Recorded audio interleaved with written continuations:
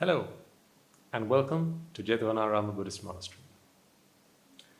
We welcome you back to this week's episode of the Buddha's Guide to Happiness. We've come a long way, haven't we, from where we started? We've been tackling, I suppose, the most interesting problem that we all have as human beings. We get up to all sorts of things to try and tackle this problem, to deal with this problem, to find long-lasting, everlasting, profound, and all overarching answers. But we know that despite all efforts, over so many hundreds of thousands, millions of years of our human evolution, we have not as yet managed to find a sustainable answer to this problem. Something that is a proper answer. Something that is an everlasting answer. So, when we embarked on this journey, all of us, we understood that there was a fundamental problem that needed solving, and that was our quest for happiness, a happiness that is everlasting, a happiness that is unconditional, a happiness that cannot be taken away from us. We had not found something like that. For all the advances in science and technology and various other disciplines that have touched our lives, we have not yet found the method to be happy forever. So, with this problem, or faced with this problem, we embarked on this journey to find out if this was truly possible. We have come a long way, as I said, from where we started to where we are today. Not only have we discovered for ourselves that it may be possible that such a happiness is well within our grasp, but we have also, by now, covered quite a bit of territory into understanding how we may be able to achieve that. We are prepared today to take another step forwards on that journey, but before we do so, let us take a moment to pay homage to our Supreme Teacher, He who discovered this all by Himself. And not only that, He didn't stop at that. He spent the rest of His life teaching what He had discovered to all humanity, to all sentient beings. We speak of none other than the Lord Buddha, and it is to Him we pay this homage.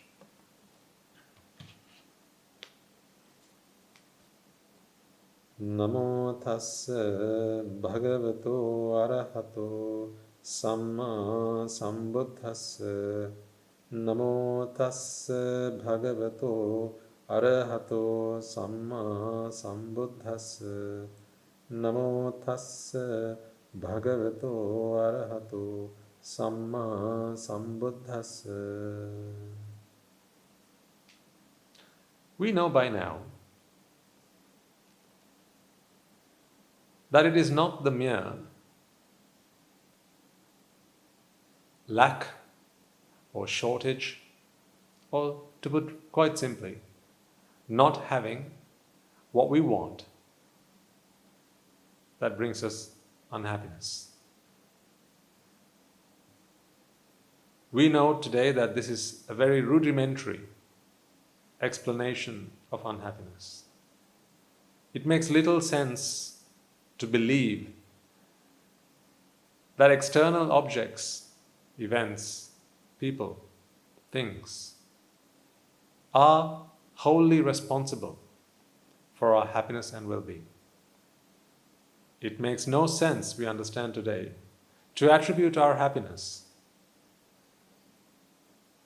to these external factors.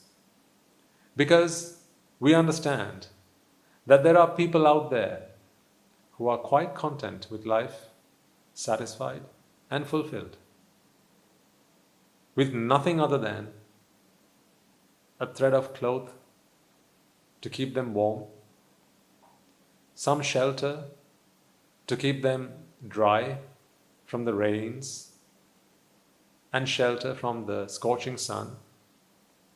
We know that provided they have something to sate their hunger and some water, some drink to quench their thirst, and if they were to fall ill, some medicines to heal them, they can be happy without recourse to any other external factors. We know this is possible, therefore, because we have seen others do it.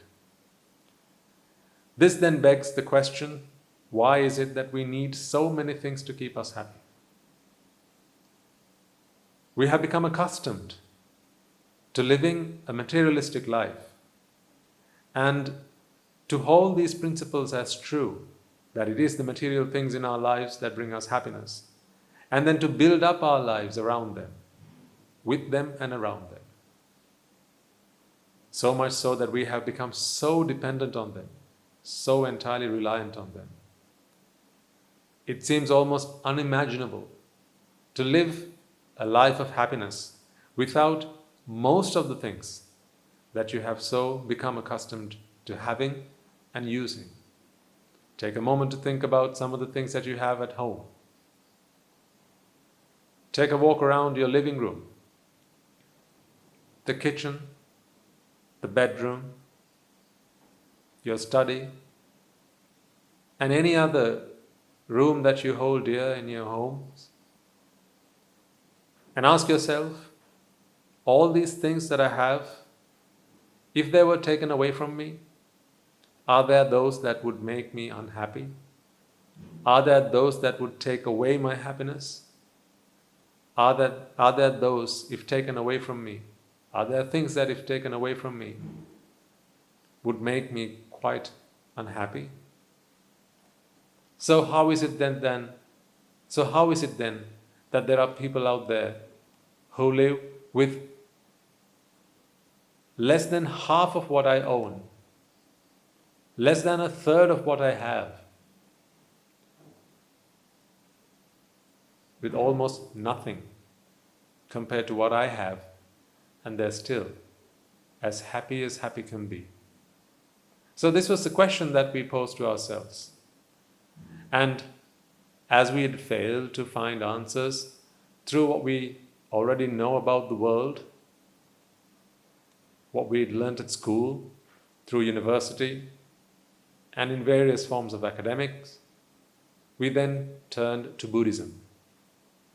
This is when we began to understand that rather than trying to first figure out what Buddhism is, what's more important is to figure out why Buddhism. So you remember, this is where we started. And then from there we worked our way forward, one step at a time, until we have come to where we are now today. We know today that happiness is not, again, it's not about not having what we want. It's about not wanting things in the first place. So it is wanting that brings us unhappiness. Because once we want something, you cannot be happy. When you want something, you are either in one of two states, aren't you? You either have it or you don't have it. When you have it, you are in fear of losing it, because there is nothing in this world that you have that someone else also wants. There is nothing in this world that you have that cannot be taken away from you. Therefore, almost immediately, you become what we discussed last week, a security guard, a protector, the guardian of the things that you own, the things that you have, the things that you possess. There's that half. And then the other state is where you don't have what you want, but you still want them.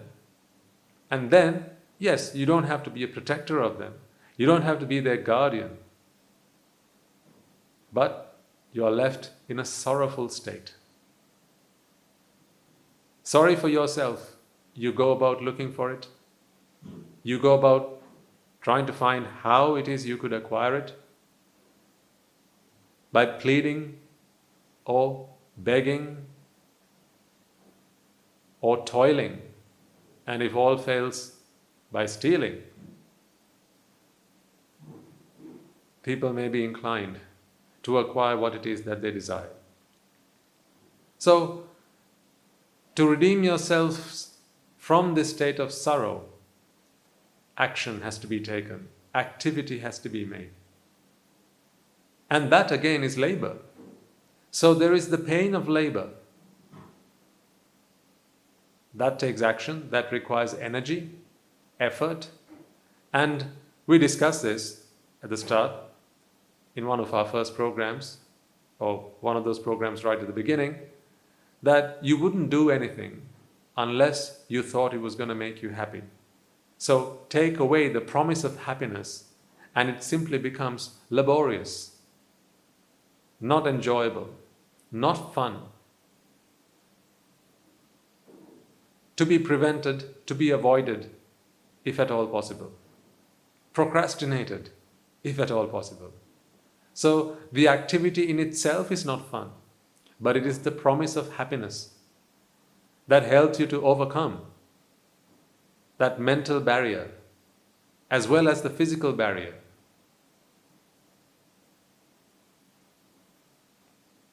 To go ahead and do it anyway. So, in either of these two states, you are left unhappy.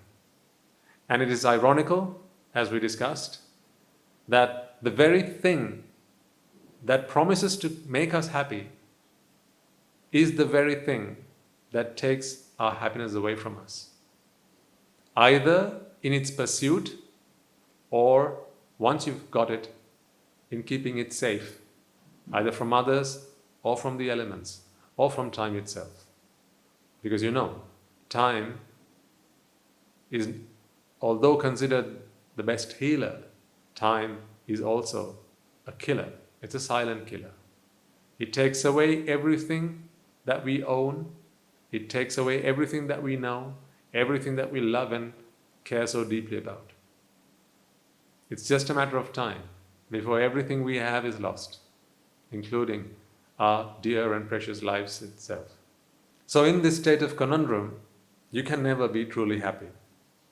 Therefore, we have to find another way to achieve unconditional happiness. And this is where we are all agreed that then the only possible alternative would be to rid the mind of wanting. We then began to explore the science behind wanting. How is it that wanting comes into being? Is it a condition of life and existence? Or is it something that comes about and in the very same way can be put out or quenched? If wanting is something that comes about, then it must come about from a previous state of there not being any wanting, meaning it has to be conditional. And if something's conditional, then the same way that it comes into being through the coming together of the conditions that bring it about, in the same way it can be eradicated, it can be extinguished, it can be terminated, gotten rid of. Because the very conditions, the very causes that bring about something together are the same causes and the same conditions that would be responsible for putting it out. Because what you put in to get something out, the same things if you don't put in or take away will put it out. Quite simple. This is the principle of cause and effect in its most simple form. So now, armed with that knowledge and armed with the understanding that it is wanting that brings us suffering, we can now start to chip away at wanting. But first, we had to work out What was the cause of wanting? We then went on to realize that it is attachment that is the cause of wanting. Only if we are attached to things will we want them. Things we are not attached to, we don't want. You know you only want things that you are attached to. And by attached, I mean mentally attached. Not physically, mentally. We know that there's a difference, quite a distinct difference between needs and wants. A need is something that you, need to survive, but a want is not something that you need. It is something extra, additional, superfluous to your sustenance. It's a mental desire. And therefore, ridding your life of it is not going to do you a great deal of harm, if any at all. We discussed this at some point. Because, yes, we understand that wanting can be got rid of, but do we want to get rid of it? Should we? What if getting rid of it would do us harm? In which case, we should probably reconsider. But then, having understood, having reminded ourselves that wants and needs are two very separate and distinct things, independent of each other. You can't live without the things you need, but of course, you have no problem at all surviving without the things you want. Needs have always been needs, right from the first human being to who we are today. You need fresh air to breathe? Yes, that's always been the case. You need food to sate your hunger? Yeah, well, that's always been the case. You need water to quench your thirst? No, you don't need soft drinks. You don't need apple juice. You don't need other beverages. You need water to quench your thirst. Yeah, well, that's always been the case. To keep you warm, you need clothes.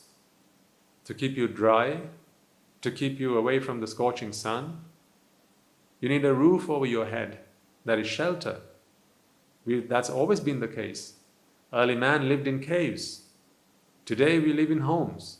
Either way, we've always needed it. Not we've always wanted it, we've always needed it. So that is true, and there's nothing wrong with that. And then finally, whenever we fall ill, when something's not quite right with ourselves, then we need something to put ourselves right. Medicines.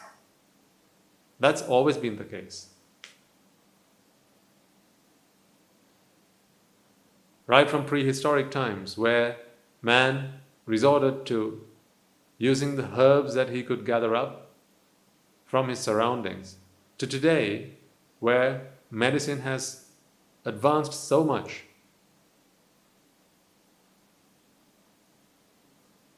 where you can go from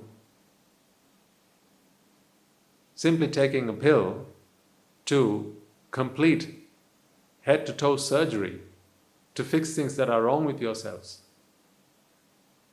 All of this are things that we need, not things that we want. Life is not complicated if we can live with the things that we need. Life is quite simple. But when we switch from satisfying ourselves with the things we need to trying to satisfy ourselves with what we want, then that's a whole new ballgame. Then we move from being able to satisfy ourselves to never being able to satisfy ourselves. And why is that? Why do you think that is the case?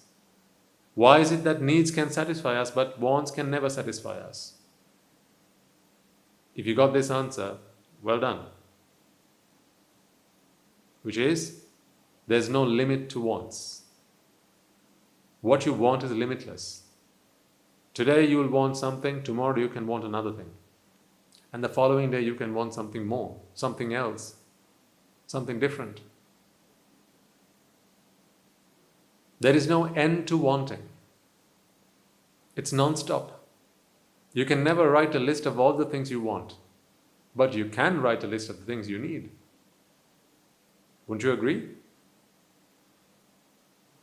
Have you ever tried to do it?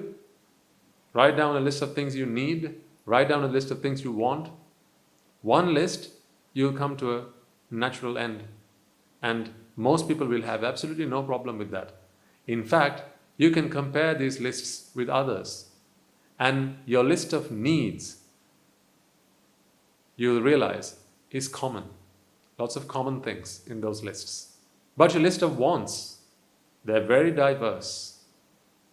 So much so that you are who you are based on what you want, isn't it? What makes you different from the other person? What makes you different from your siblings? I'm not talking about the physical differences. Let's put all that to a side. Your preferences. What about them? These are things you want. Our lives have become so complicated because of what we want, and those wants can never be fulfilled, because the moment you get something you want, now you move on to the next thing.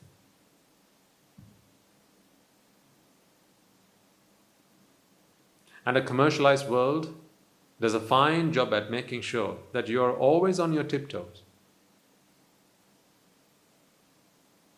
reaching out for the next thing, because they'll always keep you wanting stuff. I mean, that's the way the world has to advance, the world has to operate. That's how commerce can function, can continue to be relevant. Advertising, marketing,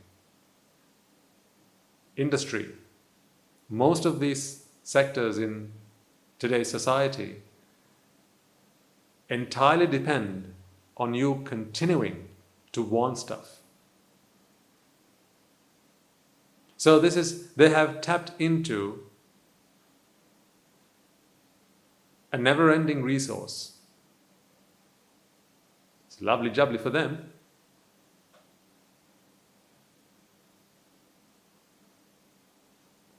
People have realized, people have discovered that your wanting can never be satisfied. Therefore, provided they keep you wanting one thing after the other, there'll always be business. They'll always be able to make money out of you.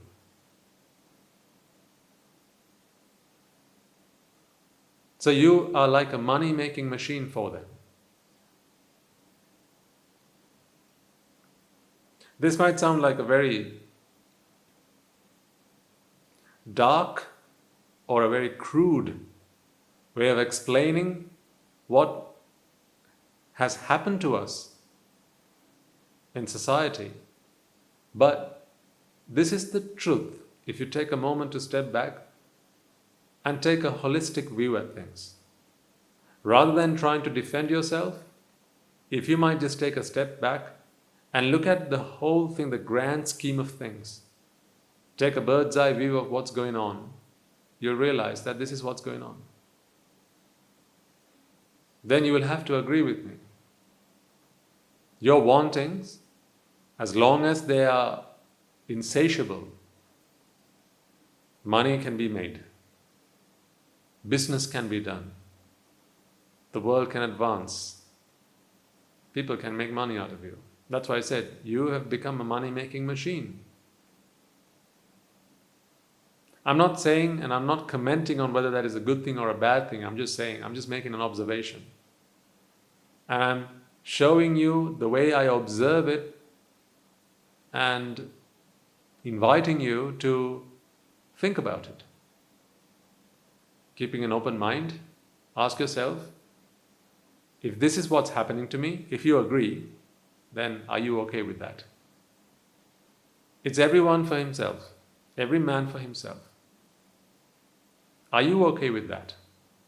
You see, on television, people who know that your wants are insatiable, that you have an insatiable appetite for the things you want, will keep on promoting, advertising things, new things, novel things, interesting things, all sorts of things.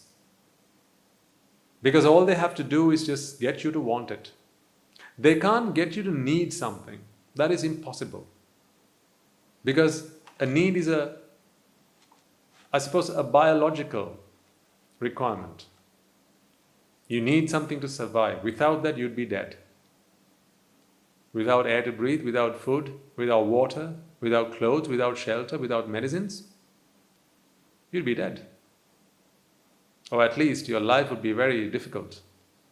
It would be very painful, quite literally painful. But wants are not like that. It is the mind that grasps on to these wants, not the body. And the mind didn't always want them. So these wantings, they were implanted in your mind, one at a time, over time. They grew, one after the other. You know that you never wanted the things you want today in your childhood days, right? As a child, you wanted to be with your friends, you wanted to be with your parents, you wanted some toys, maybe you wanted a bicycle, maybe you wanted some sweets. Those are the things you wanted as a child. But then over time, your wants changed because you were exposed to society. You were exposed to television. You were exposed to the radio. You were exposed to the internet. You were exposed to social media. You were exposed to marketing, advertising, peer pressure, and so on.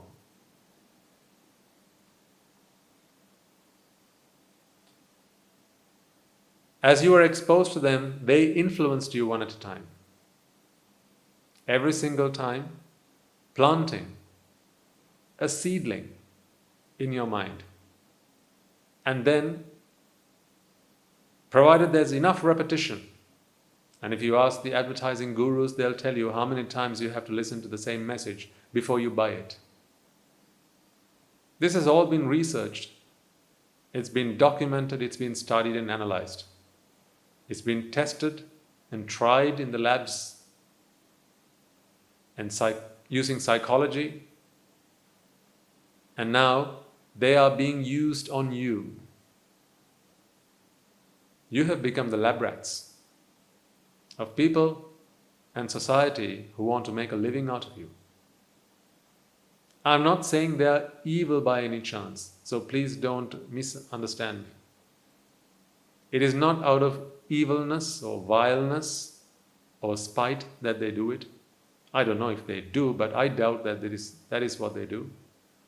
But they don't understand that there's another way. In fact, because they themselves are caught in this rat race. The people who influence you in these ways are influenced themselves. So what they don't know is happening to them, they can't stop doing to you. Because they don't see what's wrong with it. They don't see there's a fundamental error in trying to do that to make you happy. Because you see, they themselves believe that your happiness is to be achieved in those ways. So really, if you ask them, they're trying to make you happy.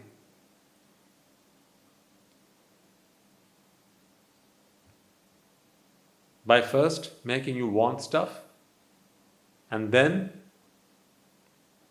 getting you to acquire it. But of course, they can't give it to you for free. Otherwise, how would they go and get what they want? Because to get what they want, they need to give you what you want. And first, they need to make you want it.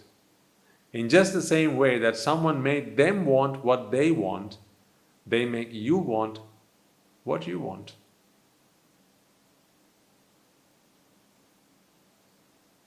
So you see, It's a case of the blind leading the blind. No one knows what's happening to them, and no one knows really what they're doing to each other. No one knows that there's a way out of this trap, because they don't even know they're in a trap. Destitution. This is true destitution. It's a bit like this.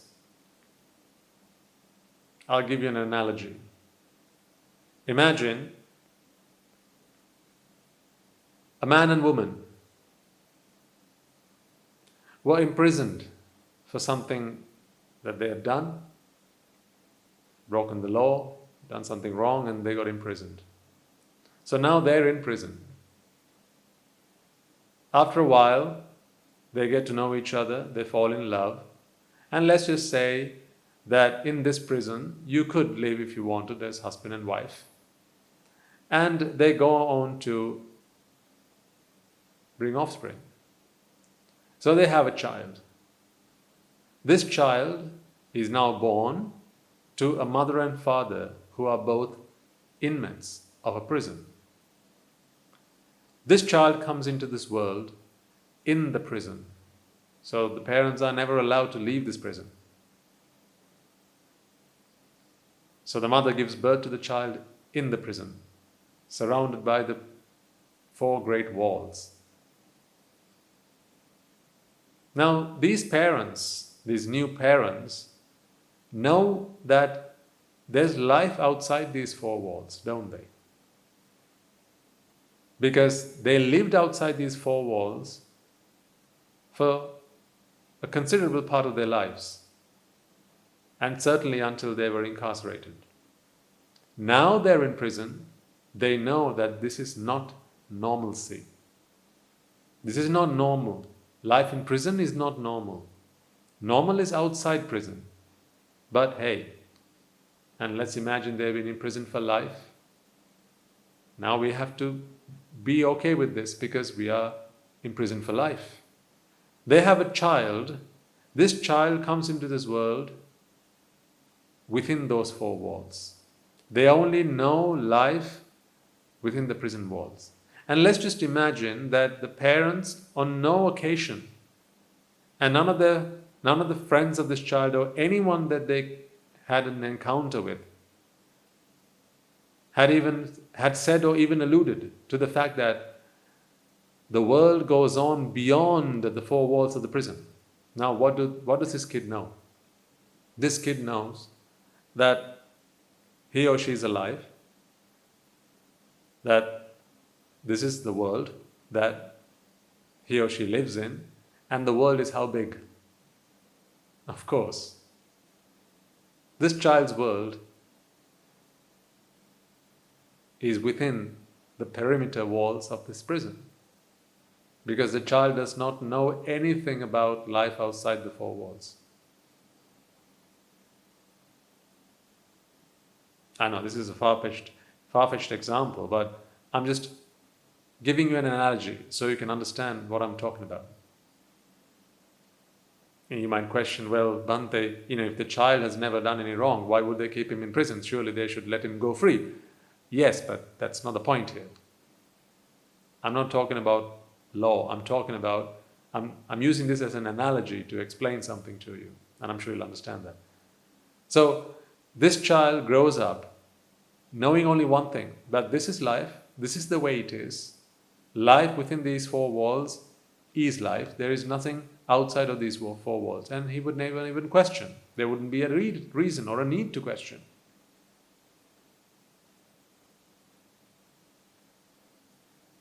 You see, the parents, they are helpless. Why? Because they know that there is life outside this prison, and that is normal, and this is not normal. And if there were some way they could get out, they probably would make use of it.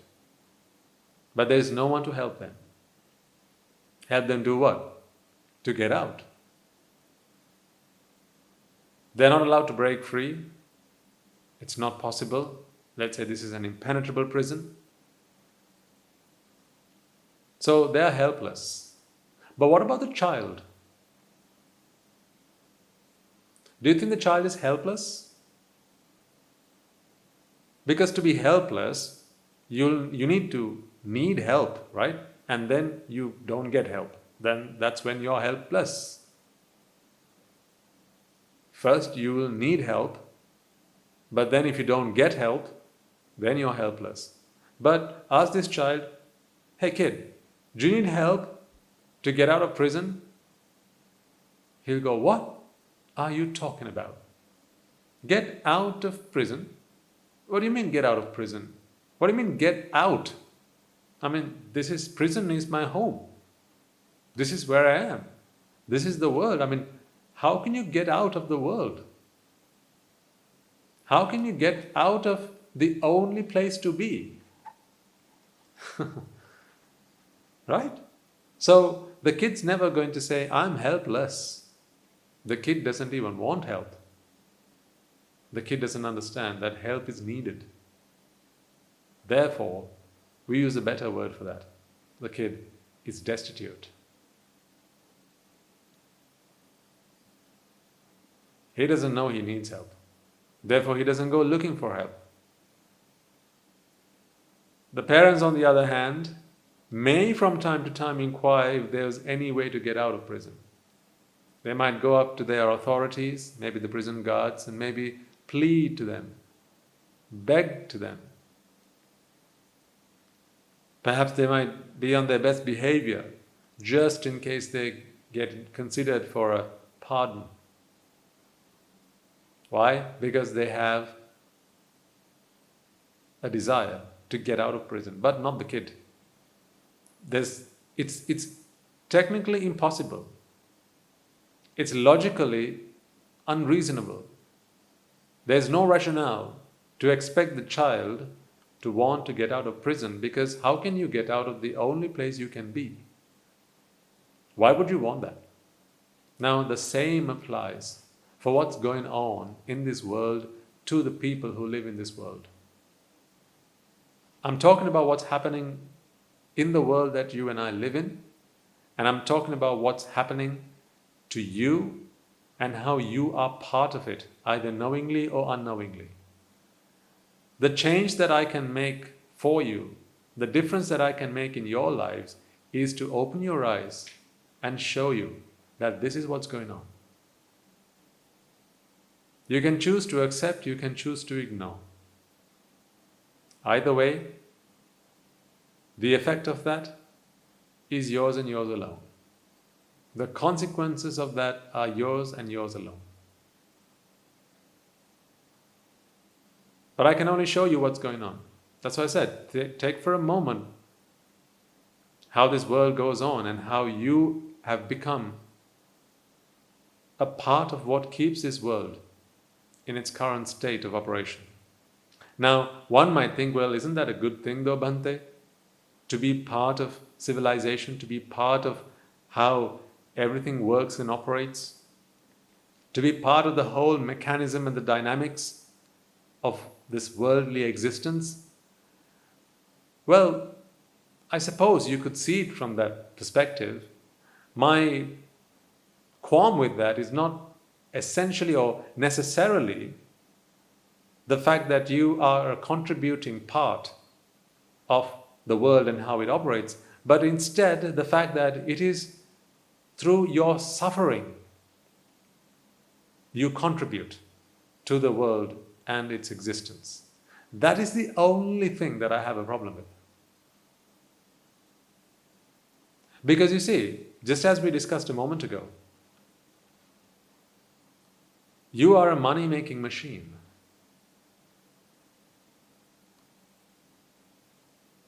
You see, there's plenty for every human being if all they needed was what they needed.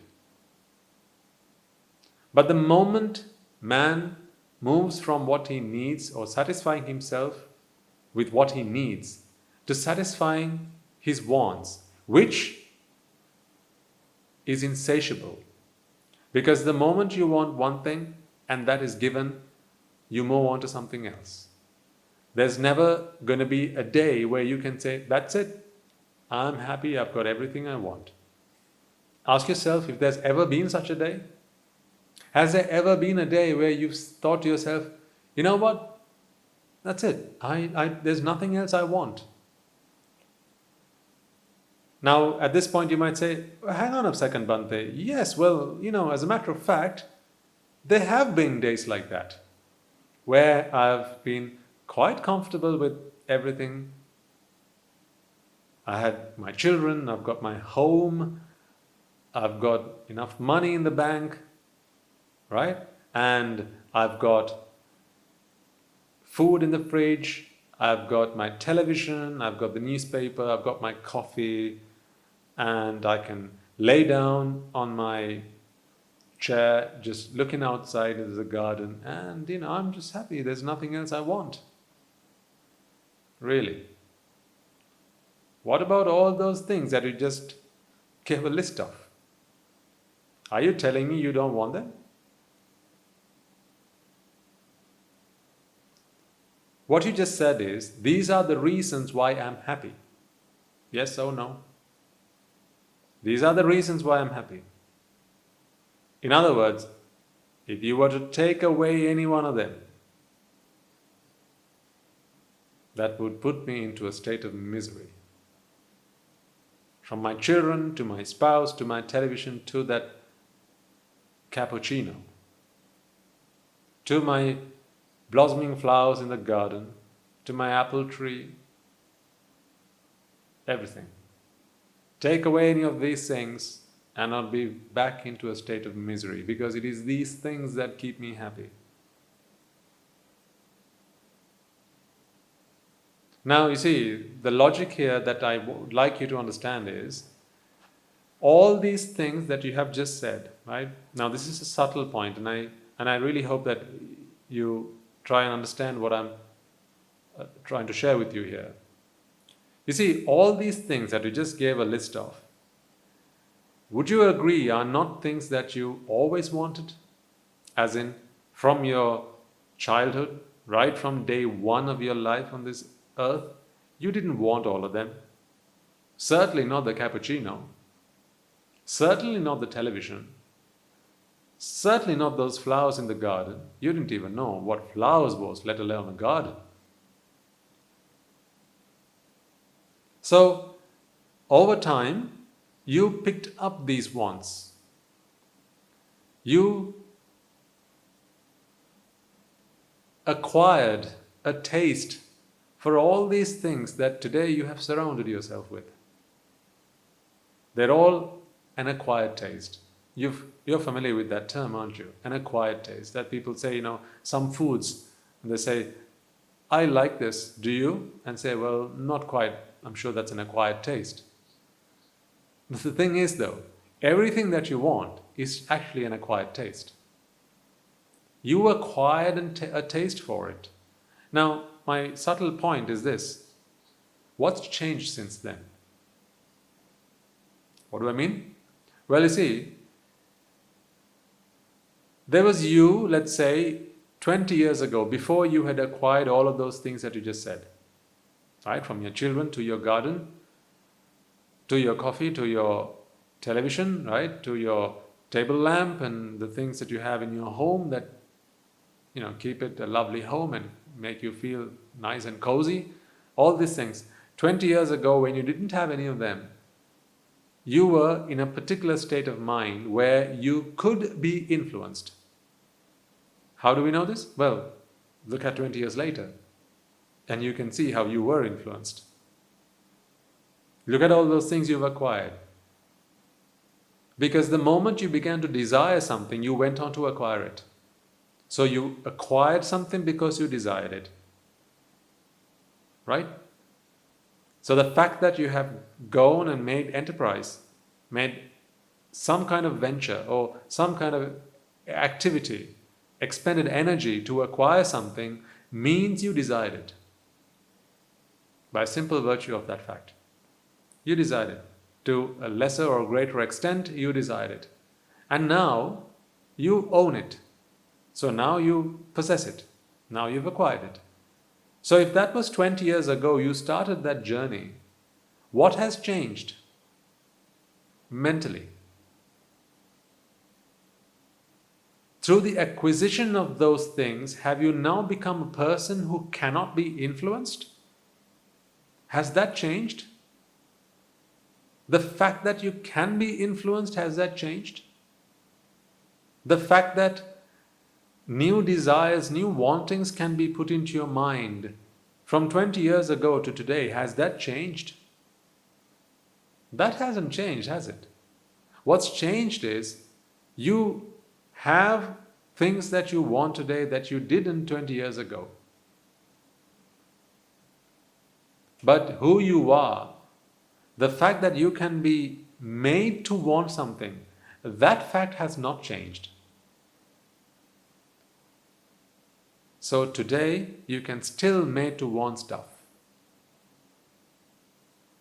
I mean, it is of course obvious that you still want stuff, because take away some of the things you already own, the things you want, the things you say, these, I've got all these things, so what else do I want? I'm happy. Well, the things that you just said you want, those are the things you want, because that is what makes you happy.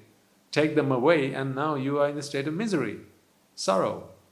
So therefore, to maintain, to retain your state of happiness, you have to continue to be the guardian of all those things that you just read out a list of.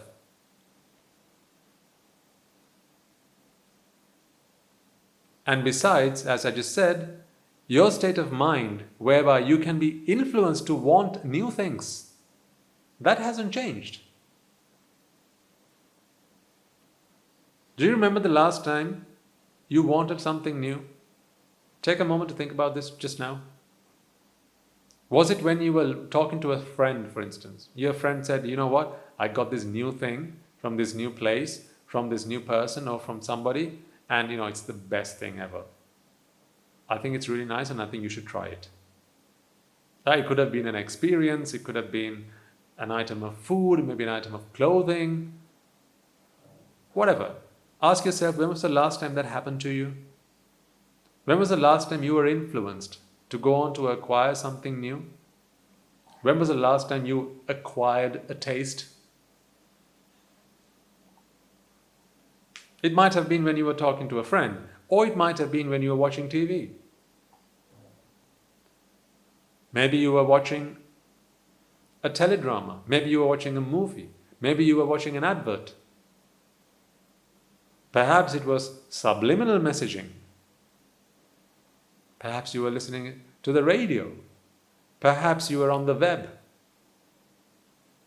just reading the news, what's going on in the world, and in the site there comes a pop-up.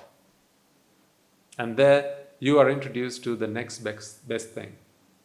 This is what you need, they'll say. But really, it's not what you need. They're trying to simply implant another wanting in your mind. Answer honestly, hand on heart.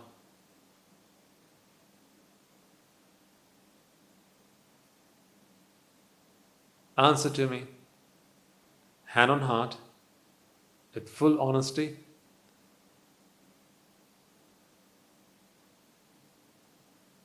Is there a day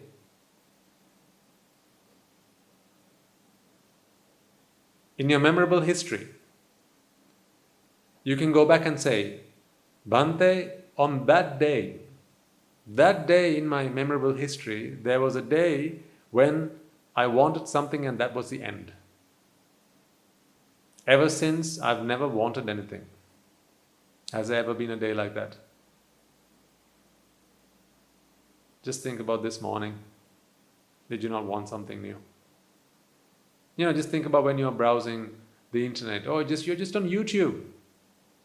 You came onto YouTube to watch this video, watch this talk. But, on the side, they have all those recommendations, right? On there. Right? So, one glimpse at that, and what do you want now? You want to what? You want to click. You want to watch. No?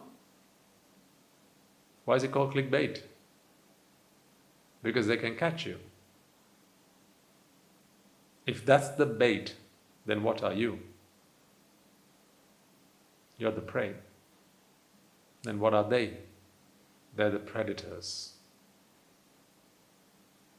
Predators, bait, pray.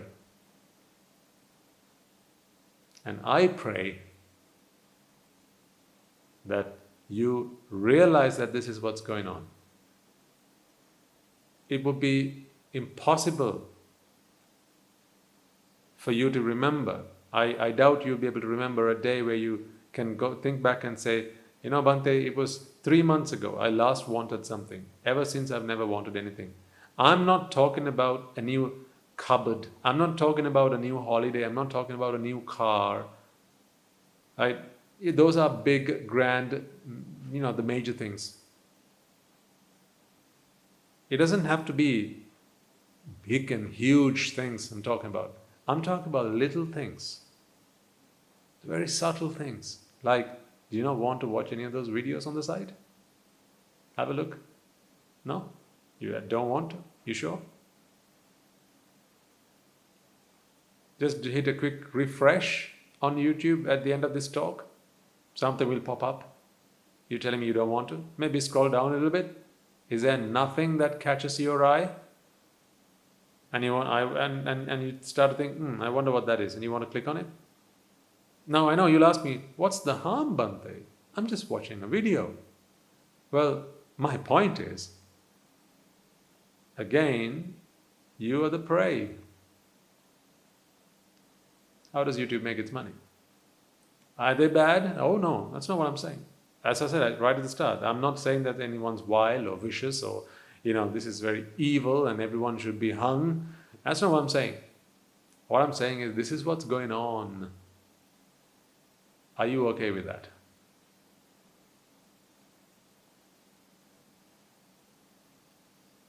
Your wanting is your own trap. It's a maze in which you are stuck. If you don't realize what's going on, then you will forever be destitute. People will continue to survive on your suffering. They'll harvest your suffering. Because your suffering, aka your wanting, is what's going to feed them. What they need to free themselves from their wanting. When I say free, I don't mean entirely redeem themselves, because it's only Buddhist philosophy that can do that. But they themselves want something, and therefore they themselves are harvested. So you see, at the end of the day, your suffering is being harvested. Your wanting is being harvested. If that's the bait, this is the prey. So, clearly, it's a harvest. Please understand that I'm not saying that, this is a very doom and gloom, this is not I'm not trying to say that the whole world is vile and look at what people are doing to you. It's not my intention to try and find what's wrong with everything in this world. That is not what I'm trying to do. All I'm saying is, look at what's happening to you, because everyone has the right to the truth, don't they? We all have a right to know what's going on with ourselves. We all fight for our rights, right? Everyone has a right to understand what's going on to them particularly, and what is done to things that they're part of. If you're part of a system, you want to know what's going on. That's a right that you have. You have a right to understand how you are being used and abused, to give you the choice. That's why I said, why Buddhism? So you have a choice. I want to make sure that all the cards are laid out on the table, so you have a choice. You know what's going on with you. You can make a decision about your life. Do you mind or do you not mind that your suffering is being harvested to satisfy to satisfy insatiable wants of other people? Because you know that they themselves can never be satisfied. So you see, you are like a servant, there to look after someone who will never die. Can you tell me when your job will end? Let me repeat that. Let's say you are hired to be a maid, a servant, right?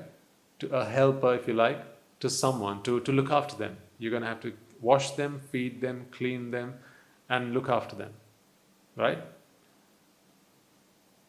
But they are deathless, they are immortal. When will your job end? When can you retire? They're immortal, by the way. The answer is never, right? Aha. Well, by the same token, you are being harvested by someone whose appetite is insatiable. So their appetite is insatiable. Therefore, no matter how much you reap, they'll always want more. So when can you retire? When can you say, that's it. From here on, no one's here to come and harvest my suffering. Therefore, from today on, all I'll need to do is just what I need to do to survive and have and be happy. But that is not possible. No matter how much money people have, no matter how much material wealth and luxury that people live in, what they don't realize is each and every one of them, from the poorest man to the richest man, they're all being harvested. This is the big human harvest. Harvesting of their suffering. All I'm here to do is to show you what's going on, to help, to invite you to open your eyes, to realize what's going on with the world and how you are being used and abused. It's every man to himself to answer the question, am I okay with that or am I not okay with that? If you're not okay with that, then there's an answer. The moment you rid your mind of wanting, your suffering can no longer be harvested. But for as long as you are left wanting things, they can continue to keep on feeding new things for you to want. New indoctrinations, new ideas, new food, new clothes, new TV programs, new films, new songs, new this, new that, new everything. It just takes a few messages, it takes a few marketing messages, slogans, a bit of propaganda, right? And you're caught. They just need some bait, and bait is there everywhere. It's so profusely available that you so easily become the prey. Once again, I'm not saying that this is vile, vicious or anything like that. I've got nothing against people who do that. All I'm saying is, I don't like that happening to me. Not because they're bad or they're wrong, I just don't like that happening to me. That's why I'm working to rid my mind of wanting.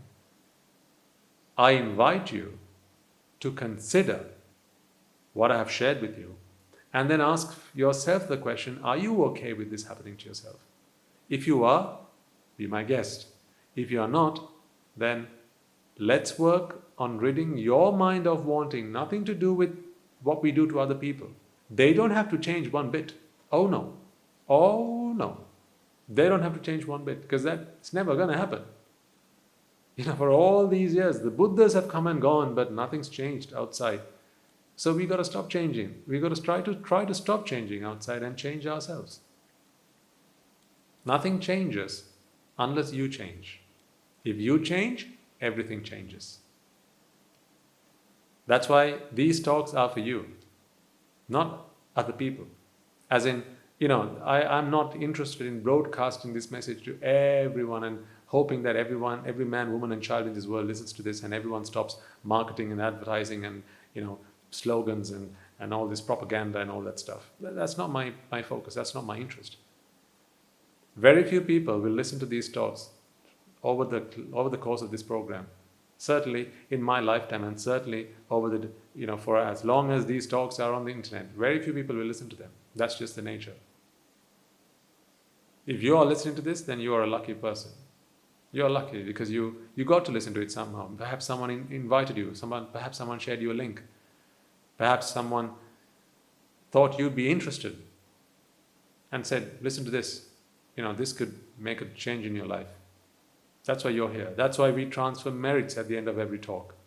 to be thankful and grateful to everyone who has shown us that there is life outside these four walls, that is the prison. We were born in the prison, we were destitute, but there were others who were so kind to show us, hey, take a moment and ask yourself, do you see that bird flying up there in the sky? Right? Yeah, it's flying over the wall, right? Now it just disappeared, didn't it? How could a bird just disappear? It must have gone somewhere, right? Where's that somewhere? They began to ask some interesting questions.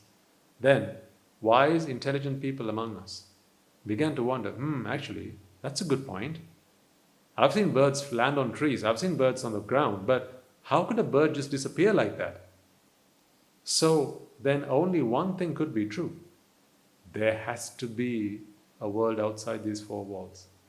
You see, it's through logic, rhyme and reason, through solid evidence, you are able to understand that. This is the very reason I base these talks on logic, rhyme and reason.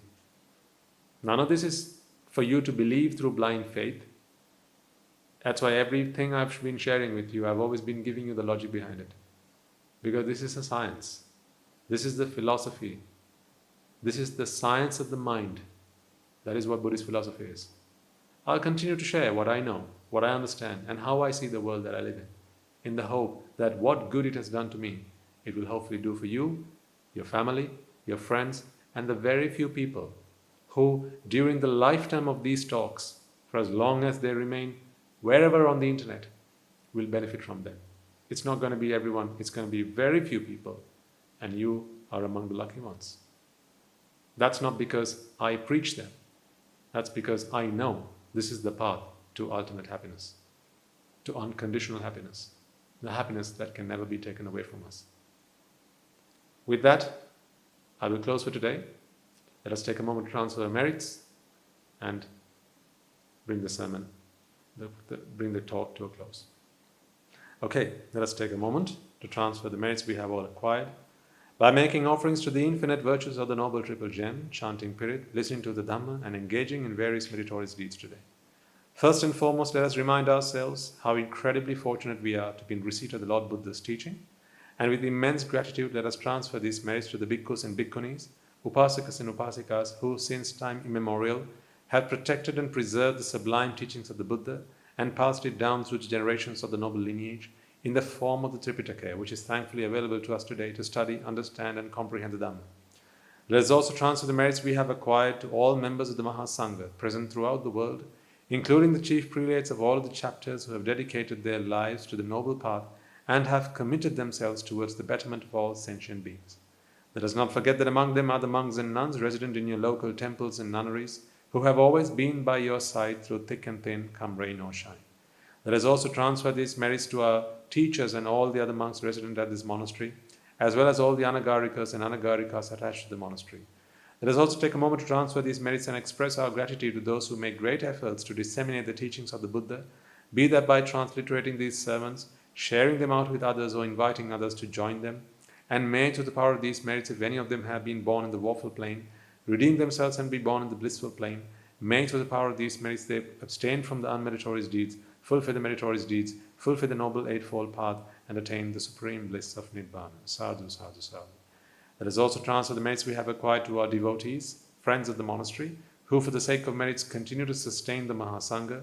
This includes everyone from those of you who contribute to the construction of the monastery, to those of you who provide the Mahasangha with shelter, alms, robes, and medicines, as well as those of you who have passed on their know-how and continue to extend their well-wishes.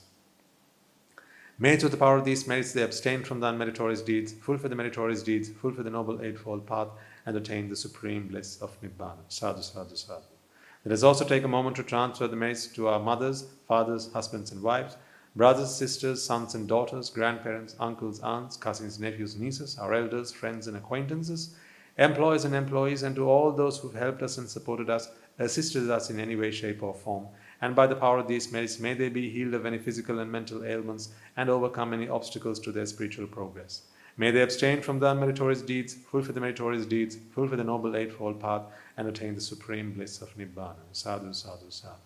Let us also take a moment to transfer merits to the Devas and Brahmas, spirits and demons, primarily the Sakadeva, as well as all the numerous gods and deities who are committed to protect and fulfill the Sambuddhasasana. Let us also transfer merits to our guardian deities who keep a watchful eye over us and keep us out of harm's way. And may to the power of these merits they prosper in divine power and wisdom. May they abstain from the unmeritorious deeds, fulfill the meritorious deeds, fulfill the Noble Eightfold Path, and attain the supreme bliss of Nibbana. Sadhu, sadhu, sadhu. Let us also transfer merits to our ancestors who have predeceased us, to all those who have been our family, friends, and acquaintances in this infinitely long journey in samsara, and those who have helped and supported us and assisted us in every way, shape, or form they could. Let us also transfer merits to the members of the armed forces as well as the police force who have sacrificed their lives to protect the peace and harmony of our nations, and may all those who have lost their lives in the war, be their friend or foe, rejoice in the merits that we have all acquired today. Let us also transfer merits to all those who have lost their lives in natural calamities such as the tsunamis and earthquakes, landslides and pandemics, including the most recent and prevailing one, reminding ourselves that among them will be those who have been our friends and family to us in this long journey in samsara. Let us take a moment to transfer merits to them, and may to the power of these merits, if any of them have been born in the woeful plains, redeem themselves and be born in the blissful plain. May they abstain from the unmeritorious deeds, fulfill the meritorious deeds, fulfill the Noble Eightfold Path, and attain the supreme bliss of Nibbana. Sadhu, sadhu, sadhu. And finally, let us all resolve that may to the power and blessings of all the merits we have acquired throughout the day, we be able to witness the advent of many hundreds of thousands of arahants on this blessed land. And finally, may to the power of all the merits we have acquired throughout the day, you and I, and everyone who's helped make this program a success, become an Arahatun Mahanse, an Arahat Therunin Mahanse, in this very life itself, and in the era of the Gautama Supreme Buddha itself. Sadhu, sadhu, sadhu. And on that note, we shall conclude today's talk. Looking forward to speak with you again next week. May the blessings of the Noble Triple Gem be with you all.